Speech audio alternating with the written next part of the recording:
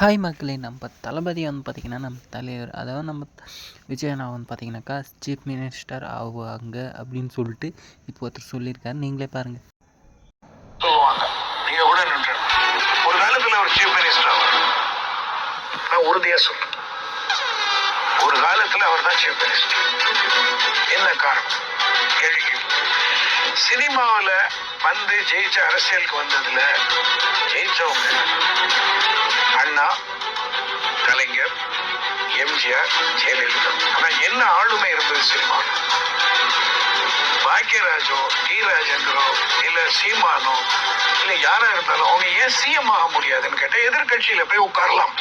CM ஆகிற தகுதி என்ன வரணும்னு கேட்டா, முதல்ல அடுத்தவங்களை திட்டக்கூடாது.